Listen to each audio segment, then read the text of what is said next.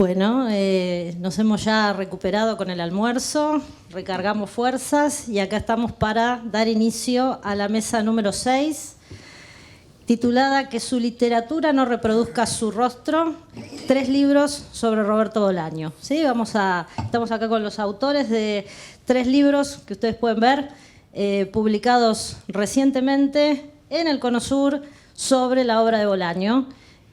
Así que bueno, la idea es que cada uno de ellos va a hacer un acercamiento a su propuesta y después abrimos un diálogo con los presentes. Empezamos con Carlos Walker, que es doctor en letras por la Universidad de Buenos Aires y la Universidad de París, investigador del CONICET, es autor de El horror como forma en Juan José Saer, que se publicó en 2018, y publicó Contra Bolaño en Santiago de Chile, Lectura Ediciones, en 2022. Su propuesta es Bolaño, escritor chileno a la contra. Bueno, hola, ¿sí? ¿Se escucha? Bueno, muchas gracias, Andrea. Muchas gracias primero, por supuesto, a las y los organizadores. Veo a David, a Celina, a Guillermo, Andrea, también estaba ayer Joaquín. Me alegra mucho estar acá. Alguien dijo ayer que por primera vez le veía la cara a la bibliografía. Yo sí había tenido la suerte de verles las caras y de conversar con muchos de ustedes, pero también me gusta compartir con mis notas al pie, digamos, ¿no? También hoy día está David Ubiña, está Macarena Areco, cada uno de ellos presentó este libro en Santiago y en Buenos Aires, así que les voy a dar la lata otra vez. Yo voy a leer algunas partes del libro porque como no es un libro que ha circulado mucho, que decía Celina, me parecía que lo más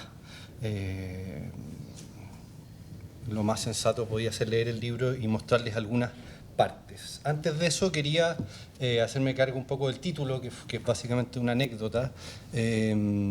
A poco de publicar el libro, un amigo me manda por WhatsApp un video de Bolaño entrevistado en la televisión chilena, que es una entrevista que no está disponible en YouTube entera, sino que simplemente hay partes en donde lo entrevista Fernando Villegas y Jaime Celedón. Fernando Villegas es un tipo muy desagradable y que tuvo un arco ideológico bastante similar al de la Nata acá en cuanto a su aparición en los medios. O sea, primero apareció como alguien de izquierda, de centro izquierda en los 90, cuando eso era muy escaso en los medios televisivos chilenos, y se terminó yendo de los medios porque ya estaba muy a la derecha, ¿no?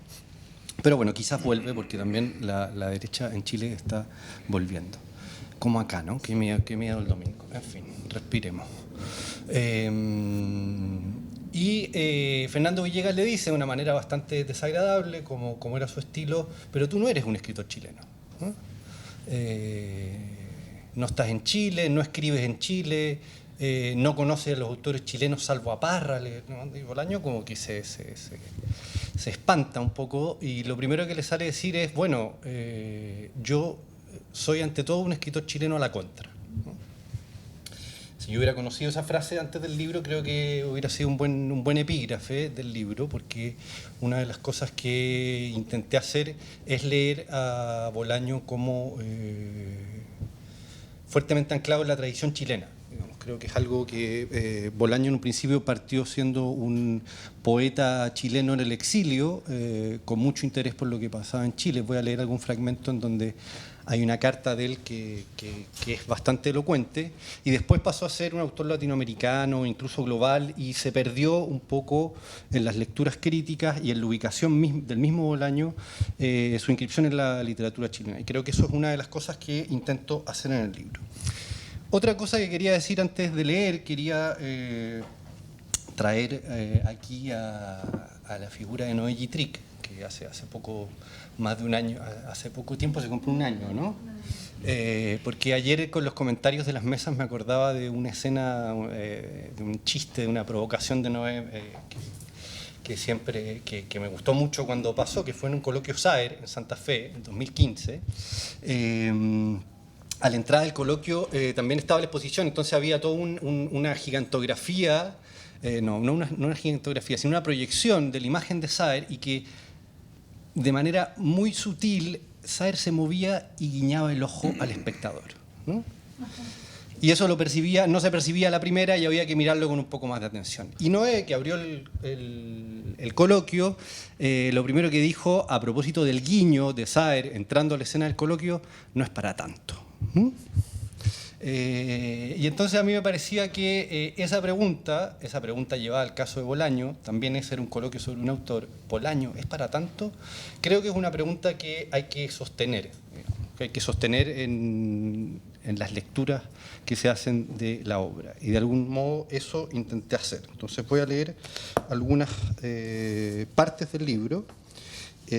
Creo que me voy a demorar como unos 15 minutos, tal y como me pidieron, y después me callo. A principios de 2019, el Subterráneo de Buenos Aires puso en varios de sus espacios publicitarios un cartel a colores donde se leía lo siguiente: Bolaño, un escritor vivo. En el costado izquierdo del cartel, con un dibujo hecho en base a una conocida fotografía, se mostraba a Bolaño en primer plano, pitando un cigarrillo, con la mano izquierda y mirando fijo en dirección incierta, una mirada baja que bien podía ir a parar al piso del subte del otro lado del andén. Debajo de su mano izquierda se desplegaba un abanico de sus libros, en una hilera que parecía prolongarse hasta el infinito, tal y como cuando en un ascensor, a causa de los espejos enfrentados en las paredes del cubículo, nuestro rostro se multiplica sin ton ni son. Bolaño infinito. Abajo de todo, los logos de dos empresas, la nueva casa editorial y el holding multinacional de editoras que de este modo anunciaba la renovada puesta en circulación de sus libros. No deja de ser curioso el eslogan elegido para anunciar la llegada de Bolaño a un nuevo sello editorial, Bolaño, un escritor vivo, ¿no? Por lo pronto, él o la pasante, que desconociese la existencia del joven que fuma en el cartel, podría haberse sorprendido por la necesidad del anunciante de subrayar la condición vital del escritor. Por otro lado, si quien mire el cartel ya supiese de antemano que el autor retratado está muerto, no podrá menos que esbozar una sonrisa con una pizca de sorna ante el eslogan elegido, como si pensara algo más o menos así. Claro, parece vivito y coleando este chileno, publica más que cuando estaba vivo. Ni publicidad engañosa, ni defensa soterrada de la profusión de libros póstumos. Lo más probable es que los publicitarios a cargo hayan querido destacar la vigencia de la obra de Bolaño, su capacidad de mantenerse viva después de más de 15 años de su muerte. Con todo, no se puede negar que dejaron la puerta abierta para el equívoco y con ello para la maledicencia. Bueno, y agrego una foto acá, para que es más o menos un chiste también, porque vieron que en las novelas está muy de moda incluir fotos, ¿no? Entonces yo quería también ser algo así como un ensayista intermedial. Y aparte saqué la foto con un celular chino, entonces eso pienso que me podría también llevar al ensayo global. Leo otro fragmento. Este lo voy a leer entero. Máquina de matar mujeres. Carmen, mendiga y cantante, cae muerta apuñalada sobre una superficie blanca, glacial, donde los senderos de la sangre avanzan hasta congelarse. Así se traza el dibujo de un movimiento interrumpido. Su surco emana de un cuerpo femenino recién ultrajado por el recluta, aunque esto lo sabremos mucho después. Una artista callejera es muerta por uno que se cree militar. El autor del crimen no tiene nombre propio. Todo acontece en una pista de hielo dentro de un palacio abandonado. Una pista que ha sido construida por un funcionario público a espaldas del municipio, pero con su dinero, como una suerte de homenaje a la belleza de Nuria, una patinadora. En la misma superficie se confunden dos destinos de lo femenino, el culto a la belleza y la aniquilación. Lo que acontece en la pista de hielo transforma a esta superficie en el escenario de la violencia sobre el que gira la novela. Ora se intenta someter a una mujer por medio del dinero, ofrendando la costosa construcción y mantención de la pista, ora se propinan 34 puñaladas a otra mujer sin otro motivo manifiesto que el de matarla. Antes del hallazgo del cuerpo de Carmen, declara uno de los 3 narradores de la pista de hielo, habían tenido lugar otros crímenes contra mujeres en esa zona de la costa catalana. Vale la pena citar esta breve ilusión a esos crímenes, apenas mencionados al pasar en la novela, ya que su núcleo está lanzado hacia el porvenir de la obra de Bolaño. Cito entonces. La pista de hielo. Recuerdo que en mi segundo año en Z encontraron una muchacha, casi una niña, asesinada y violada en un descampado. Nunca descubrieron el asesino. Por aquellas fechas hubo una racha de crímenes, todos cortados por el mismo patrón, que se inició en Tarragona y empezó a subir por la costa, dejando un reguero de muerte, niñas asesinadas y violadas en ese orden hasta llegar a Portbou. La primera edición de esta novela fue publicada en 1993. Ese mismo año se empezaron a denunciar públicamente los feminicidios de Ciudad Juárez. Vale decir, el papel central que tiene la violencia ejercida en contra de las mujeres dentro del imaginario literario de Bolaño, un rol que, como es sabido, está en el centro de la enorme ambición estética que se aglutina en 2666, no tiene una dependencia causal con respecto a los crímenes que se suceden en el norte mexicano. Como si este mínimo dato, el hecho de que La pista de hielo se terminara de escribir antes de 1993, permitiera decir de modo más situado que no se trata en la parte de los crímenes de retratar lo peor del mundo en que vivimos, con la expectativa de ofrecer una pincelada de la barbarie a la que nos somete el orden mundial. Se trata, por lo pronto, de resignificar y modificar toda la obra precedente para buscar, por esa vía, intervenir en la literatura y en su máquina de lectura e imaginación del mundo.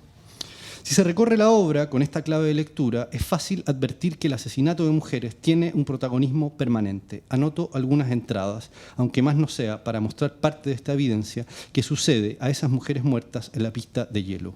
Ahí están las andanzas de Carlos Bieder, que buscan hacer del cuerpo femenino ultrajado una expresión del arte de vanguardia. Más allá está Cesárea, ex poeta, ex profesora, empleada de una maquiladora en la ciudad fronteriza de Santa Teresa, muerta en un enfrentamiento que no le incumbía. Ahí está el sacerdote, poeta y crítico literario Bacache, que fantasea en sus versos con mujeres a las que saería sin piedad. Todo esto, desde luego, es parte de un imaginario literario que confluye y explota en 2666.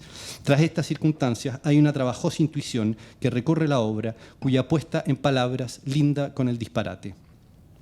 Como si toda la obra de Bolaño estuviera construida sobre una articulación que no puede ser tomada muy en serio, aunque acaso en ese carácter desenfocado resida su valía. Me refiero a lo siguiente: el asesinato impune de mujeres es la llave que le permite a Bolaño imaginar su literatura. Hay una identidad entre la violencia sin rostro que golpea lo femenino y la literatura. O bien, la literatura mata mujeres, o incluso la literatura es una mujer asesinada por un autor desconocido. Esto no es una oda, ni una metáfora complaciente, ni el eco de un surrealismo trasnochado. Es una identidad de la que se nutre la imaginación literaria de Bolaño en tensión con el mundo donde escribe. Una identidad cruel, loca, fría. ¿Cómo voy de tiempo? ¿No? ¿Menos bien? Muy bien. Bueno, estos son más cortitos.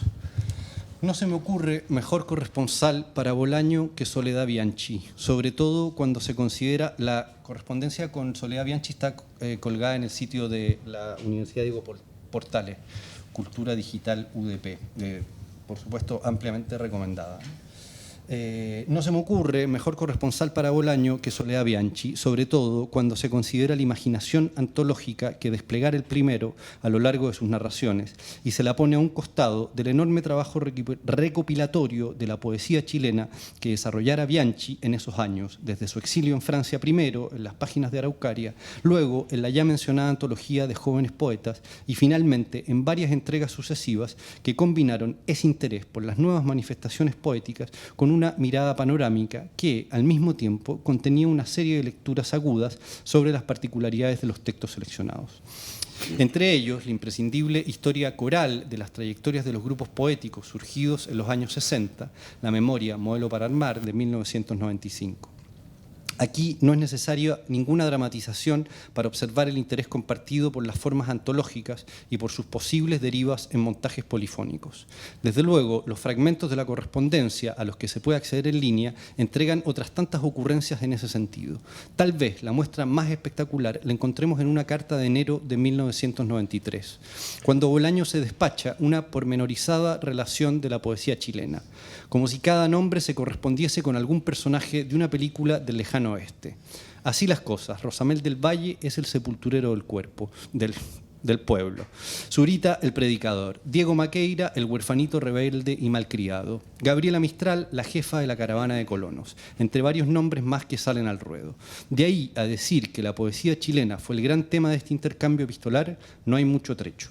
Así, más allá de lo afectivo e intelectual y de su correlato material verificable en varias publicaciones, las cartas vuelven sobre un mismo tema. Esta es una cita de Bolaño en las cartas, ¿no?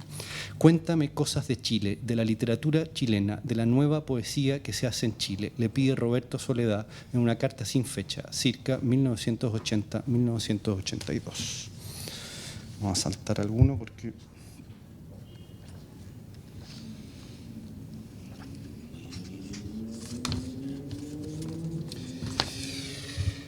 El universo Bolaño se constituye en la literatura nazi en América. Desde allí se puede leer lo que vendrá, lo que fue descartado y los textos que ya habían sido publicados. Si se quiere, todo este ensayo está organizado a partir de ese momento de condensación del proyecto literario. Las razones son múltiples, las temáticas, las referidas a los modos de narrar o las relativas a los vínculos que desde allí se trazan con sus otros libros. Más aún, sobrevolando esas tres vías están los pensamientos sobre la literatura que en el interín se van desgranando. Si bien volveré sobre esta circunstancia de distintas maneras, cabe al menos entregar una visión panorámica de este momento de constitución.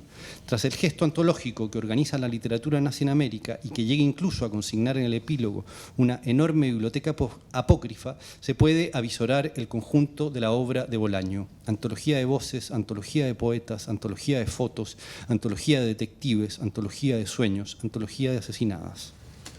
Y ya el penúltimo, que es que aludo a un texto que está incluido en la compilación de Celina, que es el texto de Marcelo Cohen, ¿no? que de alguna manera es el punto de partida del libro.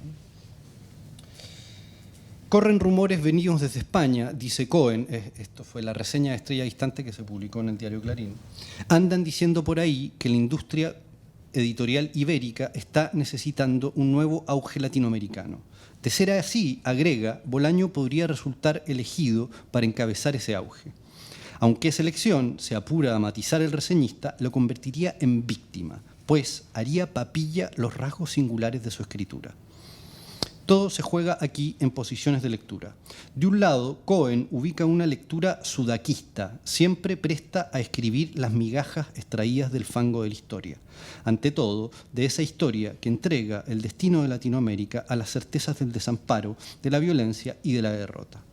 Ese fenómeno que aún hoy ataca a ciertos modos de la literatura y de la crítica y que Juan Villoro sintetizara de forma ejemplar al hablar de una Disneylandia del rezago latinoamericano. En cambio, del otro lado, Cohen pondera cierto elogio melancólico de una pasión pobre. La poesía, y cerca de ella, destaca el interés por los libros raros, por los talleres y por la vertiente en que la literatura se desenvuelve como reescritura de lo leído. Cohen menciona algunos nombres que ve gravitar en Estrella Distante: Borges, Chandler, Monterroso, Parra, los que conforman un primer atisbo de aquello que la lectura sudaquista precisa olvidar en vistas de chapotear en el fango. Ese fango que es a la vez su púlpito. Este olvido, sugiere el reseñista, hace papilla la literatura. De golpe, Bolaño aparece como un estandarte del renovado esplendor de la novela latinoamericana. Contra Bolaño, el mercado. Contra Bolaño, lo edificante. Contra Bolaño, el horror de la historia. Contra Bolaño, la crítica burocrática. Contra Bolaño, el consenso. Alto, deténgase, dígame una cosita, ¿quién está contra Bolaño? ¿Qué significa estar en contra de Bolaño? ¿Contra cuál Bolaño? Y para terminar, quería leerles el epígrafe, que sí fue, que no es este de Bolaño, escritor chileno a la contra, que a mí me sirvió mucho para pensar el libro. Es de Gilles Deleuze. Ningún libro en contra tiene importancia, sea contra lo que sea, solo cuentan los libros a favor. Muchísimas gracias.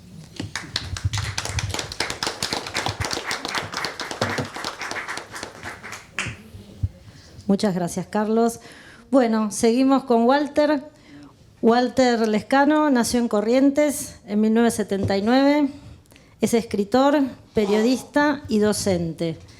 Este año, en el 2023, salió su libro Los puentes salvajes, Roberto Bolaño y la literatura argentina, en la editorial Crack-Up. El título de su exposición es Los puentes salvajes, Roberto Bolaño y la literatura argentina. Bueno, primero que nada, muchas gracias, un placer, un lujo. Bueno, también está Celina, que yo compré tu libro hace mucho tiempo, así que bueno, nada, eso me parece increíble que ahora estés acá y nada, me encanta. Bueno, el libro lo que intenta, y voy a... ¿Cómo? A mí también me parece increíble. Bueno, estamos en una vorágine de incredibilidad, contento. Un poco lo que quería contar y charlar sobre el libro, recién charlábamos de él, que es incómodo, o por lo menos raro, presentar un propio libro, así que me voy a deslizar no de la presentación, sino de charlar un poquito algunos temas que están en el libro.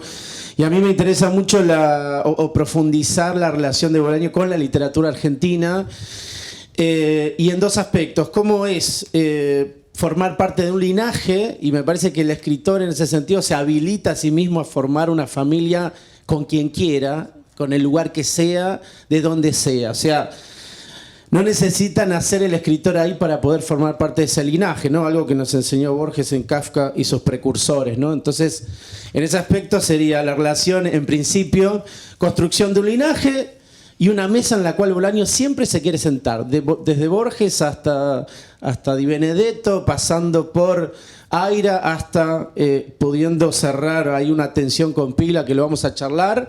Bolaño siempre entabla diálogos, tensiones, molestias. Recuerdo Derivas de la Pesada, donde dijo que si te gusta Soriano tenés problemas mentales. O sea, digo, es un tipo que constantemente busca establecer algún tipo de relación con la literatura argentina. Y en ese aspecto hay como varios puertos que Bolaño va transitando en este viaje de vínculo, en donde está por un lado lo biográfico y por otro lado también operaciones de lectura de intervención, ¿no? Pienso en el primero, que claramente es Borges, y ahí hay algo súper atractivo, porque Bolaño dijo en varios documentales y en varias entrevistas, o por lo menos digo la voz que aparece en Bolaño en algunos documentales, que él estaba en los 80 muy solo en España, muy muerto de hambre, ¿no? Había una situación dura, y él redescubre a Borges a partir de la poesía, ¿no? Encuentra o le llega a sus manos una poesía completa de Borges, y de algún modo él dice que le salva la vida. Entonces me parece que esa puerta de entrada es también una operación de lectura en donde entrar a alguien por un costado quizás no tradicional. Digo, el Borges poeta no es el cual por donde entramos todos y todas, sino que es una zona ahí que elige Bolaño. Y ahí hay una idea que me parece atractiva, que atraviesa también toda la obra de Bolaño, que es primero una tensión. ¿Qué es más importante para un escritor? Y pensando en un Bolaño, alguien que tuvo una vida en términos orientales atractiva, errancias, pérdidas, bueno, todo lo que sabemos de Bolaño. ¿Qué pesa más, la lectura, la biblioteca o la calle, ¿no? Digo, esta tensión entre Kafka y Hemingway, ¿no? ¿Qué pasa con alguien que vive para contarla o lee para contarla, podríamos decir, ¿no? Y pensando en Bolaño salvando su vida por la lectura de la poesía de Borges, me parece que ahí hay otra idea también interesante en Bolaño, que es el escritor se salva leyendo, no tanto escribiendo, ¿no? Lo tiro a la mesa de trabajo, no estoy queriendo imponer nada. Me parece como una idea ahí que muy, muy linda, que está ahí en todo Bolaño, ¿no? El héroe es un lector, ¿no? O sea, hay algo ahí que él fortalece muchísimo. Y en ese aspecto, por supuesto, coincido con el compañero lo que dijo recién. Digo, la literatura nazi en América como suma de un montón de elementos que están antes de ese libro y que están después, en donde Bolaño va a tratar de emular, todos sabemos, ¿no? Historia universal de la infamia, pero también está Wilcock ahí, digamos, hay algunas cositas dando vueltas en ese aspecto. El segundo puerto que me interesa y que es bastante obvio es Cortázar, ¿no? Los detectives salvajes, y él en la relación que hace con Rayuela. Podríamos decir que hay una suerte de crecimiento, ¿no? Rayuela como una novela un poco adolescente y Bolaño en Los detectives es como una especie de continuación de una novela coral adulta, ¿no? Y ahí se mete lo que le interesa a Bolaño, que él dice, que me parece bellísimo y que cada vez que puedo lo robo, él dice, es una carta de amor a mi generación, ¿no? O sea, ese aspecto creo que también es muy atractivo, que también es la generación no tanto de un lugar específico territorial, sino de la generación de los desterrados, ¿no? Digo, creo que ese también es un puente que cualquier lector establece con Bolaño, seas poeta o no seas poeta, siempre estás fuera de algo, y esa es una puerta que Bolaño deja a los lectores o que nos deja a nosotros, ¿no? Esa es la generación, la que quedó afuera de todo, del placer, del dinero, del sexo, de la felicidad. Esa es la generación de la cual habla Bolaño y un poco la que está en Los detectives salvajes, ¿no? El tercer puerto que me interesa es Di Benedetto, ¿no? Digo, la errancia, el exiliado político. Y acá obviamente está la lectura política de toda la obra de Bolaño, que es ¿qué es el mal? ¿Qué es el mal en cada época en la cual vivimos, ¿no? El mal con mayúscula, la dictadura es el mal, los femicidios es el mal, la derecha es el mal, ¿no? O sea, Bolaño siempre intenta visibilizar el enemigo ahí donde esté, ¿no? Por supuesto que no lo hace directamente, lo hace a través de la figura de Sensini, los concursos de literatura, cómo sobrevivir en el exilio. Por eso también es un escritor interesante, porque vos crees que estás leyendo una novela de misterio y él te filtra como un caballo de Troya estas ideas políticas, ¿no? Derivas de la pesadez como el cuarto puerto, que a mí me gusta mucho porque no sé cuánta gente se anima a armar el canon de otro país. No sé quién tiene los humos para poder intentar ir a otro país y decirle, el canon es este, muchachos. No sé si otra gente lo hizo, pero me parece que en algún sentido creo que los argentinos y argentinas le permitimos a Bolaño que arme un poco nuestro canon, o que por lo menos lo intente, y ahí está la tensión, creo que con Piglia hay un intercambio de chat muy tenso, ¿no? Muy tenso y protocolar. Por lo tanto aburrido. Y en ese aspecto creo que también Bolaño, lo vimos en 2666, lo vimos en un montón de lugares. Para él la crítica literaria es, para empezar, una novela de detectives y es un campo de guerra. O sea, la literatura es un campo de guerra, no es una zona donde la gente escribe, publica, a veces tiene suerte que lo lea alguien. Es una zona de guerra, la literatura es una zona de guerra. Piglia, por supuesto, lo llama, ¿no? El complot, la paranoia, hay todos elementos que también van tomando de ahí y Bolaños en algún aspecto los resignifica. Después en El gaucho insufrible, ese cuento, esa especie de extensión de Sur, ¿no? El cuento de Borges, hay dos personajes que me interesan mucho. Uno es un caballo que se llama José Bianco, un caballo, José Bianco. Y el segundo hay un drogadicto en un bar. Y todos sabemos, y si no lo tiro a la mesa de trabajo, es Fogwill, ¿no? Un drogadicto ahí con el cual hay una pelea, hay una cuestión relacionada a la muerte. Y me acordaba, ¿no? De esa especie de leyenda argentina que es Grombowick yéndose del país, o después de 25 años yéndose y diciendo que no está comprobado, maten a Borges, ¿no? Y creo que en ese aspecto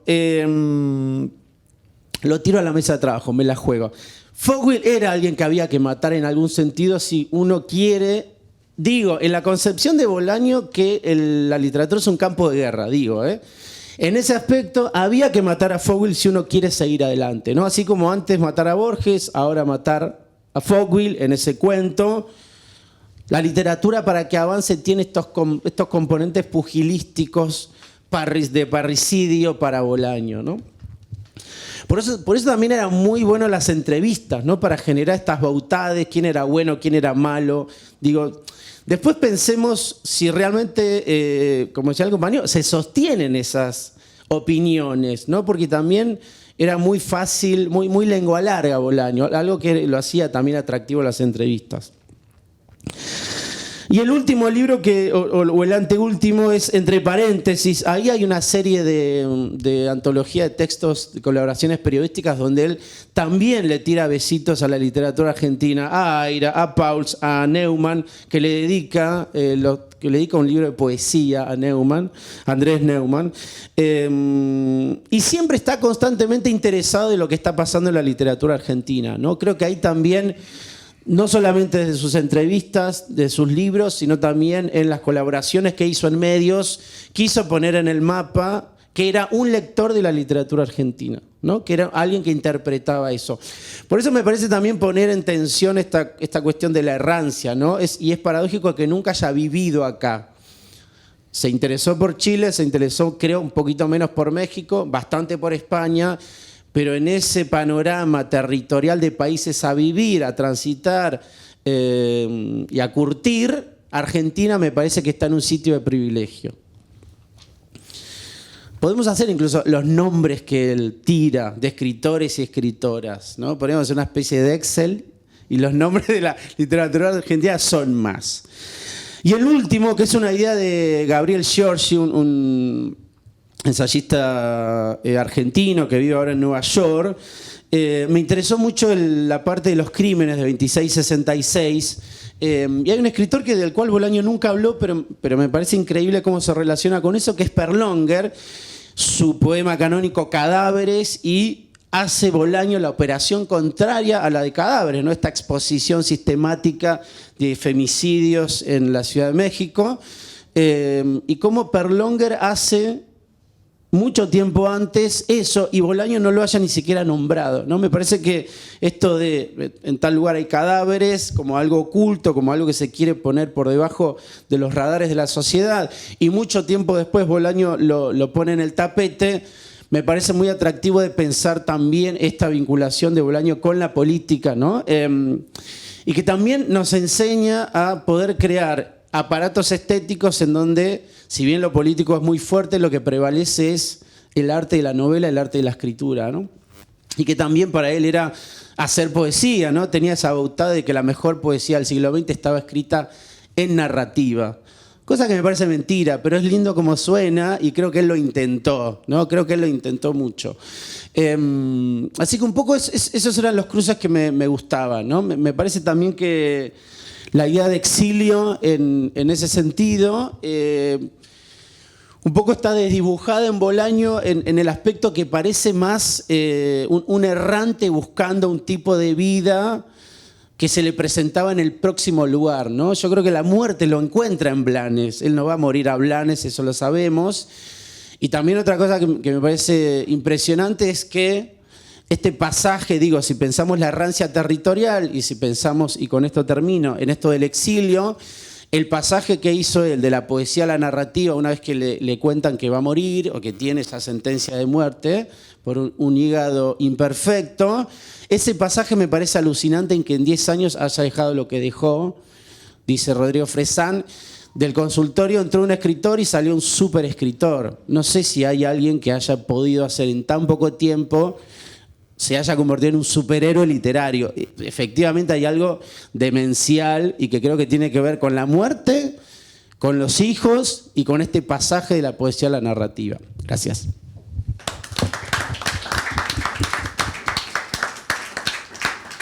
Muchas gracias, Walter.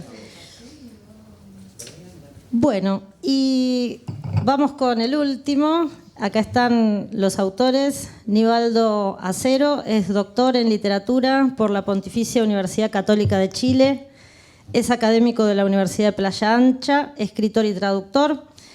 Publicó diversos libros de poesía. Señalo algunos: Todavía no vale la pena vivir, Principios básicos de rabiología, Por el corazón o la verga y Melinka. También las novelas Gol de Oro y Guía satánica de Gerona, y la investigación La ruta de los niños rojos, la poética de Roberto Bolaño. Y Carbacho Alfaro es escritor, académico y editor, magíster en literatura latinoamericana y chilena por la Universidad de Santiago de Chile y candidato a doctor en la Universidad de Chile. Es profesor en la Universidad Academia de Humanismo Cristiano y en la Universidad Adolfo Ibáñez. Ha publicado los libros Clásicos de la miseria, Canon y margen en la literatura chilena, Quilpué, Inmundo, 3 relatos necrófilos y Crujido de mandíbulas. Bueno, juntos han editado este libro que acaba de salir hace unos poquitos días, ¿Qué hay detrás de la ventana? Letra, imagen, música, arte, por Roberto Bolaño, publicado por Fondo de Cultura Económica y Editorial Puntángeles. Así que bueno, muchas gracias. Les digo el título de la intervención. ¿Qué hay detrás de la ventana? Ensayo Arte y ensayo por Roberto Bolaño. ¿Aló? Muy buenas tardes a todos y todas los presentes a esta actividad. Obviamente agradecer a Andrea, ¿cierto?, a todos los organizadores por la invitación. Un gusto conocer a Carlos y también, ¿cierto?, a Walter por sus buenos libros también. Y de alguna manera, bueno, nuestra presentación tiene que ver un poco en mostrar un poco el proceso del trabajo que está detrás de este gran libro. De alguna manera, sí, yo lo considero un conjunto, ¿cierto?, de artistas académicos que de alguna manera fueron vislumbrando una ruta en torno a la figura y a la obra, ¿cierto?, de Roberto Bolaño, así como estamos hoy día reunidos acá. Desde ahí entonces, más o menos, fue un viaje de alguna manera bien entretenido y también muy desafiante, ¿cierto? En donde surge básicamente una conversación con Nivaldo, nos conocemos ya hace un buen tiempo, fuimos colegas, amigos actualmente, y eso de alguna manera gira en torno a Bolaño, más que como un autor fundamental en literatura, en el canon, estudiado desde el punto de vista académico, desarrollar ensayos, cierto, artículo, paper, sino que en realidad ver un poco la relevancia de Roberto Bolaño en el mundo del arte. Sacarlo un poco, cierto, de las letras, sacarlo un poco de ese espacio disciplinado también muchas veces de la academia, que es muy atractivo, que a veces creo que queda un poco encapsulado. Y desde ahí entonces surgió el interés para situarnos y pensar en un libro. O sea, ¿cómo podríamos de alguna manera sintetizar todo ese trabajo que gira en torno a Roberto Bolaño y dejarlo marcado un poco dentro de un libro? Entonces ahí aparece esta intención de crear un libro en homenaje, ¿cierto? Coincidentemente, esto estaba pensado más o menos hace como 2 años atrás. Coincidía, ¿cierto?, con los 70 años de su nacimiento, ¿cierto?, con los 20 años de su muerte, con los 25 años, ¿cierto?, de la publicación de Los Detectives Salvajes. Y ahí empezó un poco la búsqueda detectivesca, citando a la obra, para ir más o menos buscando, bueno, quiénes podrían participar. Entonces, de ahí empezó el desafío, o sea, verlo como un homenaje, verlo como un libro de diferentes visiones en torno al autor, en torno a la obra, darnos cuenta también de que existe un Bolaño íntimo, de que hay muchas voces, ¿cierto?, de sus propios amigos, amigas, ¿cierto?, familia y artistas que de alguna manera tienen ahí un rasgo de afecto también frente a la obra. Y también, como había dicho, ¿cierto?, la influencia, es decir, de qué forma, ¿cierto?, Roberto Bolaño puede influir no solamente un escritor, sino que un músico, un pintor, ¿cierto?, un ilustrador, etc. Eso de alguna manera gira, o sea, comienza, ¿cierto?, a repensar la posición del objeto libro también, que es un tema que Nivaldo también lo ha trabajado bastante, y de alguna manera yo lo he pensado, más que nada él lo trabaja, yo lo pienso, que gira en torno al objeto. O sea, ¿cómo queremos este libro? ¿Queremos realmente un libro tradicional, ¿cierto?, con ensayos, paper? ¿O realmente queremos un libro, ¿cierto?, que no solamente visual o estéticamente sea muy atractivo, muy llamativo, sino que en realidad tenga un cúmulo, ¿cierto?, de diversos tipos de textos, ¿cierto? Es decir, que salga un poco de lo tradicional, pero que también vaya vinculándose, ¿cierto?, en este siglo XXI, en donde de alguna manera la tecnología está acompañándonos día a día, ¿no? De hecho, hemos estado un poco desesperados porque a veces nos quedamos sin internet, ¿cierto? Entonces, desde ahí un poco aparece el concepto de lo multimedial.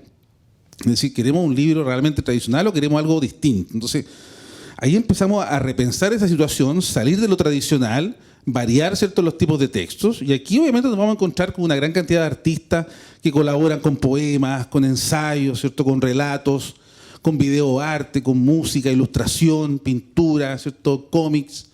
Mucho trabajo también, bueno, con códigos QR que usted pueda profundizar, ¿cierto?, en otras plataformas.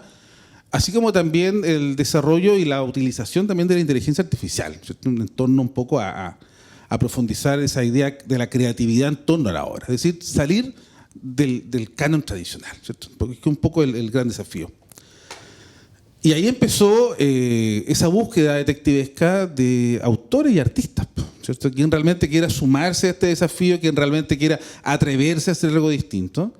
Yo creo que habíamos enviado unos 200 mails por lo menos, ¿cierto?, en donde de alguna manera hubo, o creo más, ¿cierto?, en donde más o menos un poco más de 50 artistas se desafiaron, ¿cierto?, un poco lo tradicional y se sumaron con bellísimos textos, con bellísimas, ¿cierto?, imágenes, con música, ¿cierto?, con pintura. O sea, de alguna manera hubo una conexión súper especial y que con el tiempo, estas últimas semanas, cuando ya el libro está apareciendo en PDF, y está apareciendo, ¿cierto?, como objeto, hemos podido también, como decía un poco Walter, o parece que lo dijo Carlos, un poco esa bibliografía que empieza a tener cara. Entonces también ahora nos empezamos a encontrar con mucha gente que nos comunicamos por mail, y tuvimos largas conversaciones, súper interesantes. Yo creo que tenemos grandes amigos ahora en todos lados, pero no nos conocemos aún físicamente. Pero que la imagen de Bolaño es el punto de unión, ¿cierto? Como esa estrellita distante que está ahí, presente frente a nuestros ojos y que a todos nos van guiando, ¿cierto? Entonces ahí llegó un punto en que, claro, había que repensar también el libro. En una instancia teníamos varias posibilidades, nos habíamos quedado con encontré tu libro y me lo robé, ¿cierto? Que un verso de un poema, ¿cierto?, de Bolaño, que también un poco incitaba a eso, o sea, qué mejor que nos roben el libro, o sea, como hasta qué punto, ¿cierto?, alguien va a robar. Bueno, está el dicho de libro robado, libro leído, o sea, nunca se va a robar por nada. Entonces, desde ahí un poco estaba esa noción del juego, del peligro también que implicaba hacer este tipo de libro, pero también el desafío que estaba detrás de eso. Hasta que nos dimos cuenta que en realidad el libro tenía que ser una pregunta, de que el libro tenía que generar una duda, que debía generar una curiosidad. Entonces, ¿qué más interesante, ¿cierto?, que titular el libro como ¿qué hay detrás de la ventana?, que es la gran pregunta con la que termina, ¿cierto?, Detectives Salvajes. Entonces, de alguna manera, presentar esa duda, esa curiosidad, esa inquietud a todo lector, en donde, y ahí les dejo a ustedes el desafío, ¿cierto?, de intentar buscar esa respuesta en el libro. No se la vamos a entregar, obviamente, ¿cierto?, pero sí está un poco la ruta textual, visual, multimedial, para que se puedan encontrar con varias posibilidades de respuestas frente a este libro, ¿ya? Bueno, le doy paso a mi colega y amigo Nivaldo, porque también pueda contarnos un poco la experiencia. Iba a decir algo, pero me lo robaste, igual que el libro, igual que el poema. Es interesante que hay dos obras que están escritas ya en los últimos años de Roberto Bolaño, que de alguna manera tienen una similitud que puede pasar un poco inadvertida. En 2666 son 4 los académicos que andan tras las huellas de Archimboldi en el norte de México, con todos los recursos propiciados por las más importantes universidades de Europa, con todo el tiempo disponible. Estos 4 académicos no encuentran a Archimboldi, por más tiempo y recursos que gastaran. En cambio, los detectives salvajes son 4 también los detectives que andan detrás de Cesárea Tinajero y la encuentran casi al segundo día de búsqueda. Y sin esforzarse mucho, lo dice textualmente los detectives. Me da la impresión, bueno, no creo que sea el único, y comparto al menos con Carvacho esa impresión, que ahí hay algo, hay una llave maestra que deja Bolaño debajo de la entrada, en la plantita que uno tiene en la entrada, deja esa llave.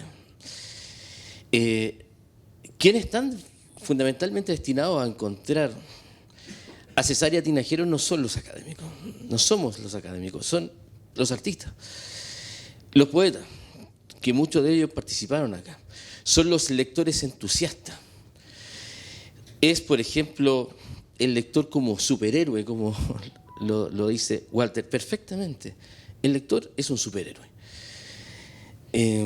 Son ellos los más entusiasmados, los que dejan un poco la armadura afuera y se internan, como decimos en Chile, a poto y pata pelada por el bosque a buscar, son los destinados a encontrarlo. Pareciera que no son otros. Y es por eso que también surge nuestra intención de invitar fundamentalmente artistas. Y también invitamos a académicos, por cierto. Pero ahí estaba la recomendación. Ojo, no necesitamos textos académicos. Necesitamos textos que justamente salgan a buscar desde lo salvaje a Roberto Bolaño. Y nos llegaron una cantidad de textos, ensayos preciosos. Por ejemplo, aquí hay 3 autores presentes, Jimena Figueroa, Fernando Moreno, Macarena Areco, que participaron del libro. Y distan bastante sus textos de los que uno puede leer en las revistas académicas. Y nosotros lo celebramos, lo agradecemos. Y a esos textos le sumamos imagen, fotografía, ilustraciones, QR, como dice Carvacho, y terminamos transformando una experiencia que era muy sencilla, que era un bote que estaba saliendo de una caleta en el medio del océano a transformarse ya en una embarcación bastante más grande y sin querer más ambiciosa. Y terminó siendo un viaje que ojalá no tenga puerto, ojalá que siga de alguna manera alimentando alimentando de preguntas, esta pregunta con la cual se titula este libro, y que también termina el libro. El último texto lo escribe Florence Olivier y termina justamente con esa pregunta. Y ella le saca una foto con su celular al cuadrado, y nosotros lo encontramos tan tierna el gesto que también lo pusimos al final. Y termina así el libro. De alguna manera, este es ¿por qué no decirlo? Es un gesto ciertamente de admiración, de amistad, de fraternidad, sin conocernos, sin conocerlo nunca, Roberto Bolaño. También de lecturas críticas, inteligentes, de posturas en términos estéticos bien demarcadas, bien ideológicas muchas veces. Uno termina en estas páginas desde conocer las apreciaciones de muchos de los que conocieron y no conocieron a Roberto Bolaño, hasta conversando con él a través de un chat que creamos ahí en un QR, donde ustedes en el celular lo escanean y se ponen a conversar con él. Yo lo hice y la verdad es que es un ejercicio espeluznante. Realmente, porque preguntarle a Roberto Bolaño qué opina de literatura, no se lo encargo. Pregúntale otras cosas, porque realmente da escalofrío. Es como estar hablando con su espíritu, que lo sacamos a través de algún chamán desde las entrañas de la tierra, hasta videoarte, fundamentalmente de artistas incluso muy jóvenes que, siendo muy bolañistas, nunca se habían animado a participar de algún libro sobre Roberto Bolaño, y encontraron justamente una oportunidad de oro para hacerse conocidos como lectores de él. Los lectores somos los superhéroes. Un lector en la modernidad debería ser condecorado cada uno con el premio Nobel, casi como en palabras de Parra. Hay que cuidar a los lectores, hay que hacerle cariñito. Tener un lector en la familia es casi una bendición. Y es por ende que este libro fundamentalmente es de lectores de Roberto Bolaño, afortunadamente artista y excelente ensayista, para otros lectores,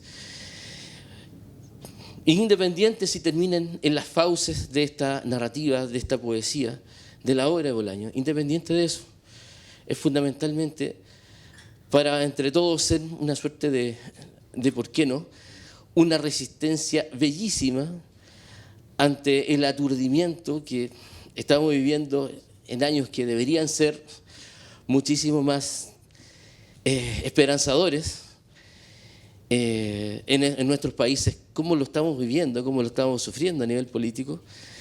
Este libro textualmente llena de color justamente ese tipo de lecturas. Agradecer enormemente a quienes fueron parte de este libro. Son 61 colaboradores, desde músicos, cineastas.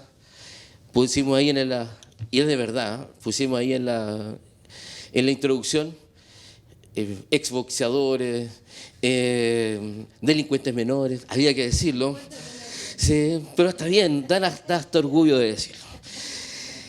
Nada, un gustazo también haber concluido este bello viaje con el querido amigo Rodrigo Carbacho Alfaro, con quien terminamos este texto hace muy poquito, salió hace muy poco, es segunda vez que lo presentamos, y de hecho está un poquito el tiempo que ni siquiera nos dio tiempo para escribir un texto, así que le pedimos disculpas, pero hablamos de la experiencia y la verdad de la pasión, de la derrota y la caída que significó para nosotros este libro, porque de verdad, si hay gente que termina endeudada en un departamento, en un auto o comprando droga, ¿por qué uno no se puede terminar endeudando la vida para publicar un libro? ¿Cierto? Muchas gracias.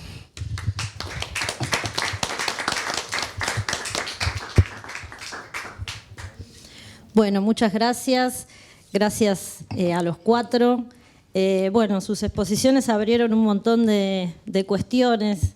Yo solo quiero hacer un mínimo comentario y mientras van pensando sus preguntas y demás. Desde ayer a la mañana que empezaron las jornadas y las intervenciones, me parece que la palabra que más escuché o escuchamos fue canon, ¿no? La idea del canon, de lo canónico, de dónde poner a Bolaño, si Bolaño sigue en el centro del canon, si no, si quién arma ese canon, ¿no? Me parece interesante que de algún modo los tres textos, que yo insisto, el de los muchachos recién lo veo, no lo he leído, sí los otros dos, cómo trabajan con esas nociones también, ¿no? Walter intentando mostrar cómo Bolaño asume y se autoposiciona como un escritor que participa del canon de la literatura nacional argentina. Carlos también hace un gesto de decir, bueno, Bolaño, creo que retomás un pedacito de una entrevista donde Bolaño dice, no hay que leer desde las literaturas nacionales, ¿no? Entonces también tu gesto de decir, voy a recuperar a Bolaño desde la literatura chilena, es un gesto, me parece interesante, y cómo vas trabajando también muy sutilmente, lo mismo que Walter, ¿no? Walter va viendo estas cosas que están y que no están, ¿no? Bueno, Borges está, Cortázar está, Fogwill, Saer también, que vos señalás esa cuestión, ¿no? La ausencia de menciones a Saer, por ahí vos tenés algo para decir al respecto, no sé si has seguido esa línea de pensar la relación Saer, no pensar la relación, sino las referencias, o Perlonger, ¿no? Como Perlonger por ahí entra por otro lado, entra más por Lemebel, por otra zona, ¿no? Y esta cuestión también de pensar la crítica, ¿no? De leer por fuera de ese canon crítico que se construyó ya para pensar a Bolaño, ¿no? Y me parece que este libro también propone algo de ese estilo, ¿no? Decía recién Carbacho, espera que lo anoté, salir del canon de lo tradicional, ¿no? O sea, irnos a otro lado, no solo por el formato, sino en este avance hacia lo multimedial, ¿no? Pensar otros modos de contacto y otras zonas. Me parece muy valioso que estos tres libros se hayan publicado acá en el Cono Sur, Argentina, Chile, en estos años, y que muestren la vigencia de Bolaño y el interés, ¿no? Crítico. Esta pregunta que hacía Carlos, ¿es para tanto? ¿Es para tanto, no? ¿Cómo es la pregunta? Verá que por acá la tengo. ¿Bolaño es para tanto? ¿Es para tanto? Les pregunto a ustedes. Evidentemente tenemos acá tres libros que de algún modo lo responden, ¿no? Digo, más allá del gesto compadrito que podría replicar las compadreadas de Bolaño en Derivas de la Pesada. Ayer había una especie de lamento de la ausencia y hoy se volvió a charlar de eso, de la ausencia de Bolaño, de trabajo sobre Bolaño en el Congreso de Lili. Bueno, evidentemente eso ocurre en una parte, ¿no? Y hay toda otra zona que está pensando a Bolaño desde otro lugar. En la mesa anterior también hablamos sobre la circulación de Bolaño en Hungría, de la circulación, la reescritura de Bolaño por parte de un escritor senegalés, ¿no? Bueno, me parece que que es muy valioso esto y bueno, más que preguntarles concretamente nada, agradecerles y abrir un poco al público las intervenciones. No, claro, también, no, sí, por supuesto. Eso está de más decirlo. Y si se pelean, mejor todavía. No.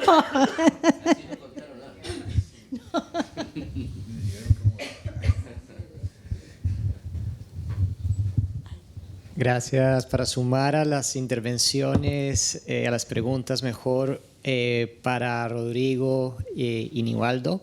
Y empiezo con una disculpa por no contestar a esa invitación que me llegó en el nadir de la pandemia. De corazón celebro este libro hermoso. Y les quiero preguntar desde algo que Andrea Heftanovic llamaría la doble militancia, es decir, ustedes como escritores, como críticos, como editores, ¿no? Ya triple, ¿cómo lo ven, ¿no? Emplazándose a ustedes mismos como autores. Me encantaría hacerles esa pregunta y a lo mejor hablar un poco sobre la ternura, desarrollar eso. Me pareció muy interesante. O sea, es que nos cuesta hablar en esos términos y se puede, lo acaban de hacer y me encantaría saber un poco más. Y bueno, les felicito.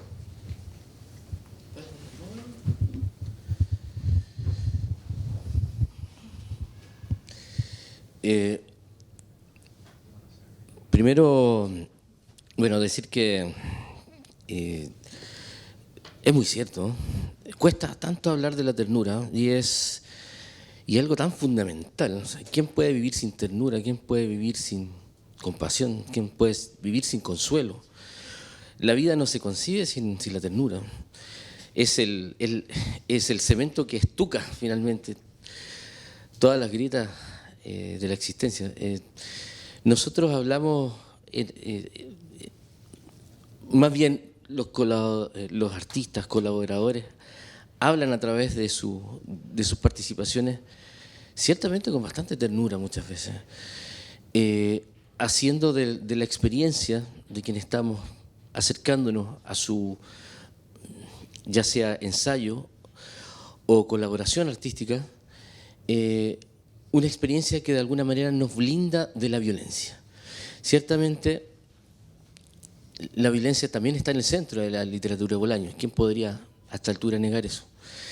Pero también hay espacio y hay dispositivos dentro de su propia obra, por qué no decirlo, dentro de su propia poesía, que son momentos que nos blindan como lectores de la violencia que vivimos, de la violencia de género, la violencia policial, de la violencia social, de la violencia contra nosotros mismos. Creo que si de alguna manera la literatura puede colaborar mínimamente por ejemplo, a una educación de derechos humanos, es precisamente ese valor de brindarnos ese breve espacio a veces, de blindarnos de la violencia, de sacarnos de ahí, aunque sea por un par de minutos, y desarrollar una interioridad, una imaginación que quizás no nos va a blindar por el resto de la vida, pero el resto de la vida podríamos tener esos momentos justamente de ternura que nos permiten seguir viviendo, fundamentalmente. Bueno, en primer lugar te agradezco tus palabras. Te invito a igual a responder el mail, ¿cierto? Pensando quizás por qué no un tomo 2 o una segunda edición corregida y aumentada, ¿cierto? ¿Por qué no? Hay que pensar en todas las posibilidades. Y como bien dice Nivaldo, yo creo que el acto de leer implica un acto de afecto hacia sí mismo, hacia un encuentro, ¿cierto?, con un autor, un narrador, una voz, ¿cierto?, poética que está en el texto y que es muy necesaria. O sea, es parte un poco de la sensibilidad de todo aquel que ve en el arte algo que de alguna manera le puede abrir el corazón y la cabeza. Desde por ahí un poco parto. Ahora esta idea de la doble o triple militancia, bueno, estamos en el siglo XXI, o sea, yo no sé si hasta qué punto uno sigue solamente colocándose una sola camiseta, ¿cierto?, de fútbol. Bueno, no, ahí sí que no. No, nada, ahí sí, nada que decir, no, es una sola camiseta. ya tatuajes, ya. Uno hace diferentes tipos de tatuajes. Entonces, de alguna manera, claro, o sea, uno cae un poco, o sea, está un poco en este sistema del mundo académico y también está la pasión por la lectura y la pasión por los libros. Entonces, de alguna manera, la idea de estudiar la literatura del mundo académico, escribir literatura, ¿cierto?, de nuestra posición como escritores, y al mismo tiempo, como decía Aníbaldo, endeudarnos y hacer una locura como publicar un libro en un país como Chile, que es sumamente complejo el tema de la venta de libros, de los lectores, pero que de alguna manera consideramos siempre muy necesario. Por más que el libro apele, por ejemplo, a una propuesta multimedial o algo distinto, sigue existiendo en un formato físico. La gran mayoría que lo ha visto este último tiempo, lo primero que hace es oler el libro. A todos les pasó que primero se drogan, ¿cierto? O quizás por la cantidad de pintura que tienen, no sé, pero la cantidad de colores tóxicos. Pero inmediatamente uno entra por ahí. Hay una sensibilidad en torno al objeto. Y que si bien es cierto, y como lo remarcaba Andrea, queríamos un poco salir de esta idea de lo tradicional, igual seguimos acercándonos de esa perspectiva. ¿Cachai? Entonces es muy importante ese afecto en torno al objeto, y como lectores, y como editores, y como académicos, seguimos entrando por ahí. Seguimos entrando por los sentidos. ¿Ya? Gracias. Pensaba en esto de que estabas diciendo y en el robo de libros que habían dicho antes, y me parece que el robo de libros, pensando en una figura artiana también y cómo Bolaño hizo como una romantización de cómo apropiarse de la cultura, digo, como decía Pila, por el saqueo. Creo que siendo Bolaño alguien de tensiones y pensaba, iba hacia el canon, digo, el canon es una palabra institucional y Bolaño no pasó por las instituciones tradicionales para poder instaurarse. Así todo, pensando, no sé, en los detectives salvajes y cómo está toda esa antología de poetas, entre comillas, lo digo, fracasados o que tuvieron ediciones piratas o fanzines o de poca circulación. Él eligió editoriales que tenían mucha circulación, desde Six Barral hasta Anagrama, bueno, ahora por otra editorial, pero es postmortem. Pero digo, me parece que hay una tensión ahí a resolver y que así todo, la idea de canon, digo porque he tenido muchas charlas con gente que no sabe absolutamente nada de canon, ni de instituciones, ni de nada, y se enamora de la literatura de Bolaño. Entonces, pensaba, digo, si la palabra canon no termina siendo un problema generado por una institución a la cual Bolaño tiroteaba, dialogaba, seducía, digo, en los detectives 2666 empieza con becarios, digo, él nunca fue becario. Entonces creo que también, digo, en este aspecto también es errante. Él me parece que es alguien que juega con lo que le seduce, lo que desprecia, pero también lo quiere incluir en su literatura. Entonces, digo, la palabra canon siempre es escurridiza en Bolaño. Digo, no termina, creo que quizás, no sé si es para tanto hablar de Bolaño, para mí sí, pero digo, no lo quiero poner definitivo. Pero sí lo que me parece atractivo de pensar es que donde está Bolaño, o donde uno lo quiere agarrar, él se va por el costado. Y eso lo hace atractivo también, ¿no? O sea, pensar en hoy el precio de los libros en Argentina es incitar al robo de libros, porque efectivamente no me quiero quedar fuera de la literatura. ¿Cuál es la única manera? ¿La ñata contra el vidrio? No quiero. Quiero seguir leyendo. Es una cosa en relación al afecto, al amor, a una forma de vida. Entonces, digo, a lo que iba es que me parece que en Bolaño la palabra canon y todo lo que él habla también está la lucha de clases. Digo, hay algo ahí que él trata como de filtrar de algún modo. Sí, a mí, bueno, ya que yo mencioné canon, tomo el guante, ¿no? Me parece, sí, que hay que ponerse el foco en un par de cosas interesantes que también lo mencionaste en tu exposición, ¿no? El pasaje de la poesía a la narrativa, ¿no? Como una operación que hace Bolaño cuando en un punto toma conciencia de su enfermedad y, bueno, obviamente es un gran escritor y demás, pero ahí hay claramente un moverse estratégicamente hacia otro lugar, ¿no? No porque no escribiera narrativa antes o porque no siguiera escribiendo poesía después, ¿no? Quiero decir, hay algo ahí, una cuestión estratégica.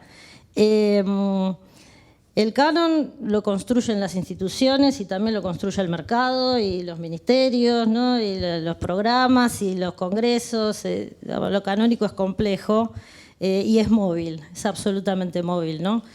Entonces, cuando hablo de una operación de construcción del canon, tiene que ver con eso. Cuando nos preguntamos cómo se lee hoy Bolaño, que es un poco el motivo de estas jornadas, ¿no? ¿Cómo se lee hoy Bolaño 20 años después? ¿Se sigue leyendo igual? Bueno, estamos pensando justamente en la movilidad de eso, ¿no? Cuando Carlos retoma esos intercambios con Soledad Bianchi, en el momento en el que Bolaño se está yendo, acaba de ir de México, se está yendo del infrarrealismo, está empezando otra cosa, ¿no? Y esa vuelta a la poesía, ese fervor con el que quiere saber sobre la poesía chilena, también nos muestra ahí una operación de armado, ¿no? Obviamente nosotros, estos son libros de crítica, ¿no? Y al hacer crítica hacemos una operación también de canonización, de recanonización y también, aunque no les guste, están interviniendo en ese armado, ¿no? Vos estás diciendo en tu libro, Walter, Bolaño elige el sistema de la literatura argentina como, ¿no? Bueno, eso también es una provocación en un punto. Alguien te puede decir, no, bueno, también elige el sistema de la española, de la chilena, ¿no? Entonces, a eso me refiero, ¿no? Con esas operaciones canónicas y de armado que son móviles y culturales, ¿no? Y políticas, obviamente. Varias cosas. Primero, Saer, porque el nombre de Saer me recuerda al primer encuentro que yo tuve con Celina, que le escribí por Bolaño, me invitó cordialmente a su casa, tomamos un café, le digo, Celina, ¿qué pasa por qué Bolaño no menciona a Saer en Derivas de la Pesada y todo eso? Y Celina me cuenta, perdón por esta infidencia. Está muy enojada, no recuerdo. No, pero me cuenta que se había cruzado unos mails y que Bolaño le preguntaba a quién estaba leyendo y que vos le hablabas de Saer, ¿no? O sea, como Saer no era un desconocido para Bolaño, ¿no? Es una ausencia deliberada. En algún momento la crítica saeriana se puso muy de moda criticar los ensayos de Saer, ¿no? De decir que están mal argumentados, que están mal fundamentados.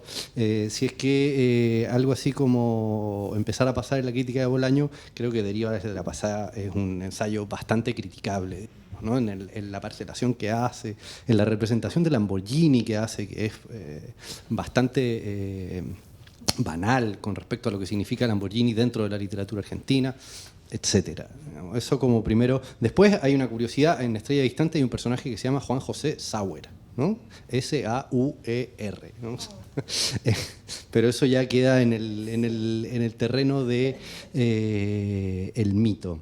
Después está buena la discusión sobre el canon. Yo prefiero, el canon siempre me resulta muy pesado como palabra, muy inamovible, entonces tiendo más a pensar las cosas en términos de tradición. Creo que la tradición es algo que está más en disputa y creo que la figura de Piglia ahí sí es clave porque pone en escena cierta, valga la redundancia, tradición de la literatura argentina de enfrentar el pasado literario como una permanente batalla, ¿no?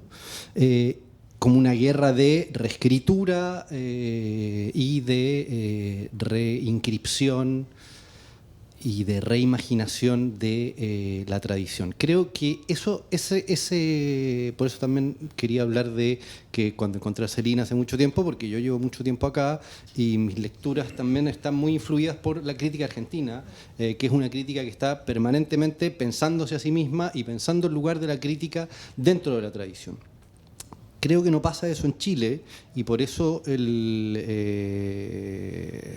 después me gustaría muchísimo escuchar qué opinan los chilenos de la sala, por supuesto. Creo que es una tradición narrativa, digo narrativa porque la poesía es otro terreno, que no está permanentemente pensándose a sí misma, discutiéndose. O sea, si uno le preguntaría a críticos y lectores y escritores cuál es el centro de la tradición narrativa chilena del siglo XX, tendría respuestas muy divergentes, digamos, ¿no? Si uno pregunta eso acá, la respuesta es más o menos fácil, ¿no? O sea, la intervención que quiere hacer Noé con el instigado por Piglia de poner a Macedonio en el centro, es claramente una torsión, ¿no? De quién debería haber estado ahí, ¿no? Es un juego, es una provocación y todo eso. Ahora bien, si uno hace eso en Chile, creo que es más complicado y por eso el interés de Bolaño por la literatura argentina, porque es un sistema literario que le permite hacer ese tipo de juego. Y por último, una cita, ya que estamos hablando de Bolaño, un personaje en Estrella Distante dice algo así como: la poesía chilena cambiará el día que sea leído correctamente Enrique Lin, ¿no?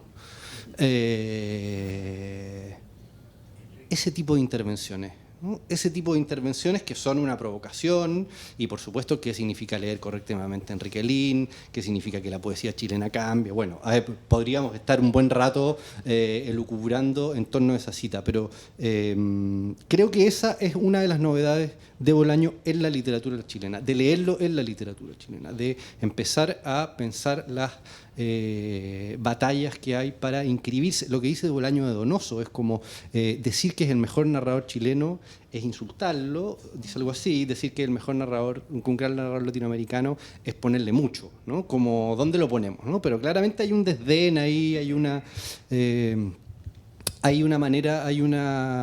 permanente insistencia por inscribirse dentro de la tradición narrativa chilena a la contra, ¿no? Lo que por lo demás es muy chileno, ¿no? Es muy chileno, siempre pienso en Raúl Ruiz, que le encantaba como destacar la negatividad de los chilenos. Hay un personaje de Capusotto que en uno de estos gags que capta muy bien esto, y que hay un personaje que le empiezan a decir: vos sos chileno, y dice: no. Y habla como chileno, ¿no? Entonces hay algo de esa negatividad que creo que está en Bolaño como manera de inscribirse en la tradición chilena. Bueno.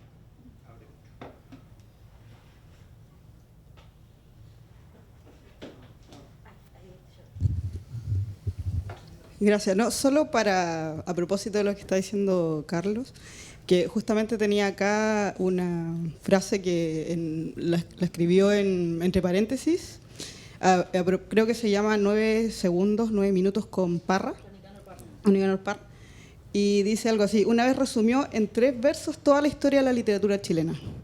Son estos: los 4 grandes poetas de Chile son Alonso Ercilla y Rubén Darío. ¿De quién es ese? De Bolaño.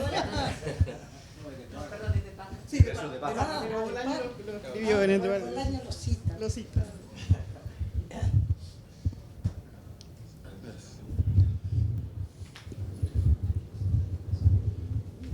No sean tímidas.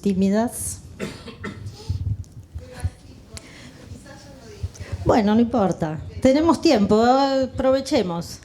En realidad lo único que quería preguntar era dónde podía conseguir los libros. Era así, nada más.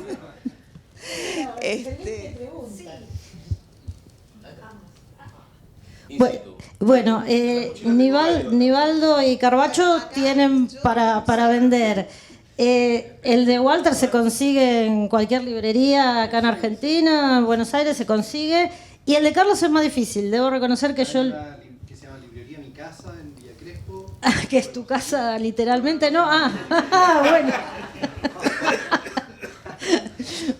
Y yo ando trayendo un par también. Bueno. Ahora dejamos unos minutitos para transacciones comerciales por fuera del mercado. Bueno, yo me anoto, por favor, que no se escape un libro de la mochila, ¿sí? Gracias. Vamos a levantar 10 minutos antes para poder hacer a los negocios. Dejamos las cortinas. Es una gran oportunidad para nosotros y para ustedes también. ¿Me escuchan ahí? Sí. Me preguntaba, es una pregunta más de curiosidad que otra cosa, pero que me preguntaba cuando se escuchaba, digo, al revés, ¿no? Digamos, Bolaño, productor de escritura, ¿no? Digo, estamos todos acá hablando y nos preguntamos por lugar de la crítica y Bolaño. Yo me preguntaba si ustedes ven un impacto en la literatura contemporánea de la obra de Bolaño, ¿no? Porque pensaba esto de Bolaño de literatura argentina, pensaba, bueno, la literatura argentina, ¿qué hizo con Bolaño? Sí, que hizo algo, porque Bolaño no hizo nada, ¿no? Porque, o la literatura chilena, no, estar contra Bolaño, ¿produjo escritura en Chile o no?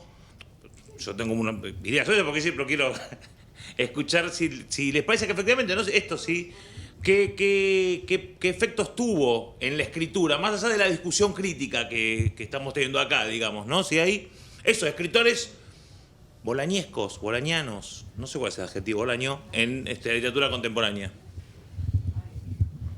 ¿Y cómo sería, no? Bueno, yo creo que la pregunta es bastante más compleja de lo que parece, porque pasa desde como... Porque pasa desde, digámoslo así, desde una lectura crítica, académica, de investigaciones propiamente tal, de los efectos, hasta la sorna, ¿ya? Yo creo que hay un universo donde existe una importante cantidad de escritores, escritoras chilenas que quieran o no, de alguna manera han sido parte de este meteorito que cayó, ¿ya? Como lo dice Bryce Echenique. Y por más resistencia que a veces se pueda tener, ¿ya? Ciertamente a veces las influencias son como las sombras que uno no puede dejar. Hay un libro que sacó un muchacho hace un par de años que dice: no le debo nada a Bolaño. Nicolás Cruz, exactamente, Nicolás Cruz. Sacó una novela. Es un cuento, claro. Es un cuento. El cual fue bastante bien recibido por la crítica, salvo por el título, que se lo hicieron ver ahí, se lo restregaron el porqué. Porque ciertamente también su narrativa tenía una influencia bolañana, por decirlo así. Y hablaba de la sorna porque también hay un grupo que es señalado como los bolañitos, ¿cierto? Que son como los hijos huérfanos que dejó Bolaño en Chile. A mi modo de ver es muy difícil dar una respuesta. Lo que sí es que no sé si tuvo un impacto. Yo creo que tiene un impacto, ¿ya? Y va a tener un impacto. Es muy difícil sacarse la esquirla de esta explosión que provocó Bolaño en la literatura hispanoamericana. Y comparto la apreciación de Walter. Por supuesto que vale, o sea, por supuesto que Bolaño lo vale, ¿ya? Nosotros en ese proceso, voy a contar algo que no debería, pero como estamos en esa, ¿ya? Muchos de los invitados que han sido nombrados incluso acá, ¿ya? Nos dijeron que no, con palabras de bastante, digámoslo así, bastante desafortunadas, diciéndolo muy elegantemente, ¿ya? Y hay gente que se ha dedicado a estudiar a Roberto Bolaño y que tienen incluso en su Wikipedia instalados esos estudios y que de alguna manera exponerlos como lectores o entusiastas o lectores ingenuos o salvajes de su obra, no quisieron exponerse. Y recibimos de todo, ¿ya? La verdad es que no, después, en un barcito, sin ningún problema. Esos nombres van a ser como nuestra cesárea. Pero cerrando la pregunta del colega, ciertamente hay un efecto que es bastante difícil de medir también, ¿ya? Y obviamente que a nivel estético, temático, se hace todavía más difícil.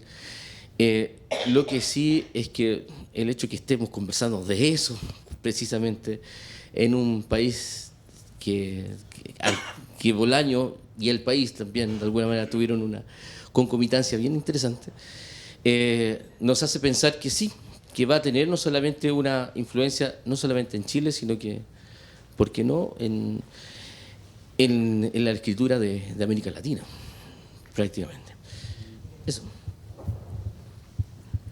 Sí.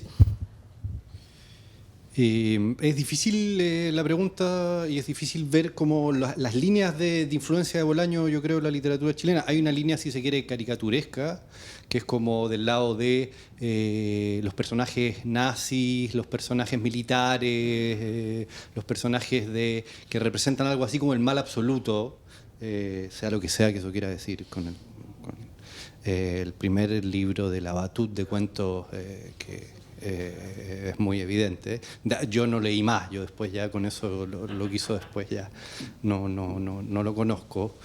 Por supuesto, poeta chileno, pero también hay toda otra zona, y aquí voy a hacer un gesto un poco de mal gusto, que es leer una lista que yo hice de influencias de Bolaño en la literatura contemporánea chilena, a propósito sobre todo del carácter central que en este libro le doy a la literatura nazi en América.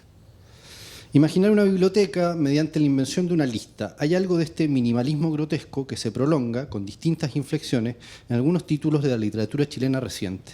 Me gusta pensarlos como ecos de la obra de Bolaño, como ecos menores o como reivindicaciones discretas de una literatura, la de Bolaño, que ha venido sufriendo el escarnio de la consagración a manos de la Universidad de las Buenas Costumbres.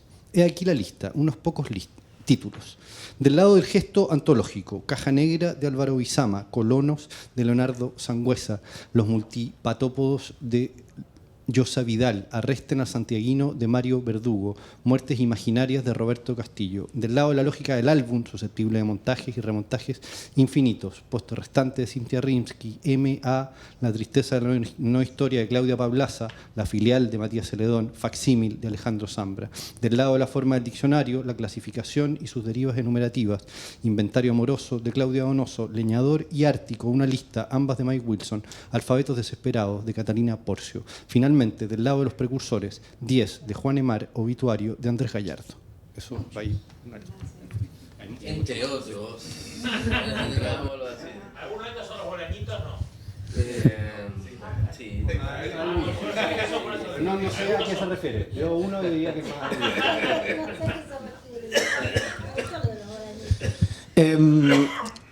La literatura argentina tiene Viudas de Saer, Viudas de Aira, Viudas de Piglia y Viudas de Borges. Me parece que son tan fuertes esos 4 tótems.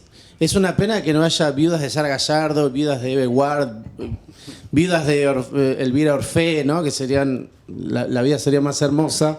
Pero me parece que en términos por ahí heteropatriarcales, estos 4 tótems todavía son difíciles de vencer en términos de escritura, de cómo construir una prosa que por ahí tenga más allá de ciertos personajes característicos de la obra de Bolaño.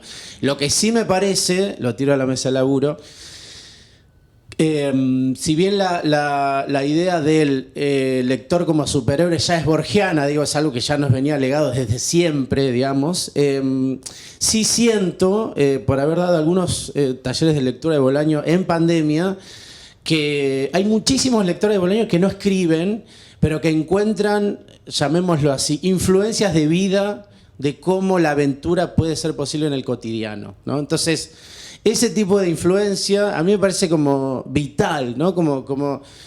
Porque también pensamos en canon, que me gustó, que estuvo bueno, pero también, digo, las obras se sostienen con lectores, digamos, ¿no? Lectores que de algún modo toman alguna cuestión, ¿no? Así como un recital se llena con gente que escucha esos sonidos, que ve qué puede tomar de ahí para su propia vida. Me parece que hay lectores como Bolaño, lectores de la obra de Bolaño, que no tienen ninguna intención de escribir, pero sí tienen intenciones de ver cuáles son los resquicios en la vida real para encontrar cierto éxtasis, ¿no? Y que no todo sea discutir canon, ¿no? Como, ¿qué podemos hacer para que la vida valga la pena ser vivida? Y en algún sentido, para aquellos que no están preocupados ni por la crítica, ni por el lugar que ocupa en un campo literario la obra de Bolaño, eso es lo que le transmite, ¿no? O sea, zonas de existencia que se corran del discurso cotidiano de lo que es vivir una vida, ¿no? Entonces, me parece que esa sí es una influencia que yo noto en muchos lectores y lectoras de Bolaño. Hay una vida, por algo el manifiesto infrarrealista termina diciendo vuelvan nuevamente a los caminos. O sea, hay una orden ahí de por supuesto que uno lo piensa ahora, uno puede decir salgan de internet, ¿no? O cierren sus redes sociales, o manden ese WhatsApp. O sea, hay algo ahí que me parece que es una influencia, eso sí me parece una influencia poderosísima, ¿no? Bueno, nos quedan todavía unos minutitos, así que si hay alguna pregunta más. No, sí, son menos 20, por eso, 15 minutos. Espero que estén acostumbrados a las transacciones así rápidas.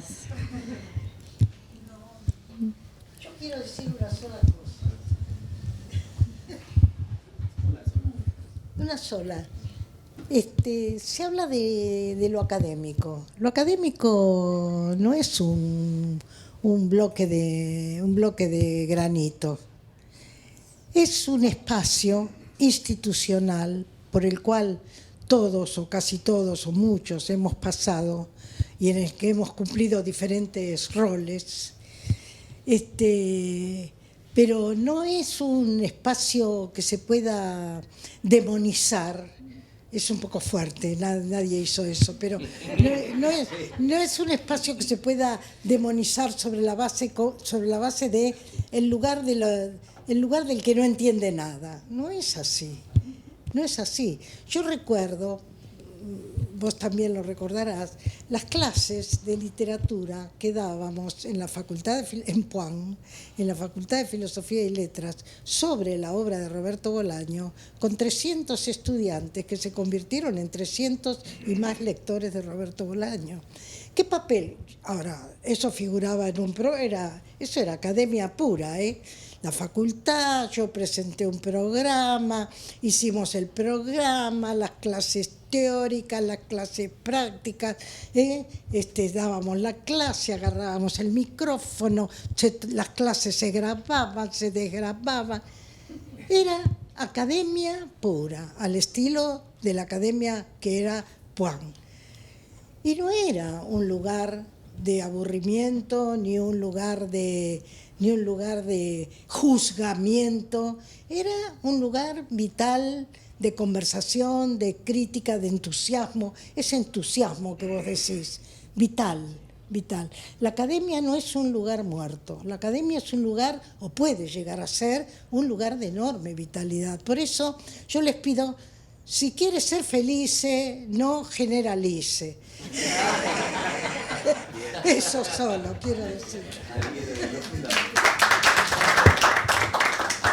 Bueno, si no hay más consultas o comentarios, agradecemos otra vez acá a los compañeros que han venido, le agradecemos por los libros, dejamos un ratito para ya sabemos qué. Muchas gracias por la presencia.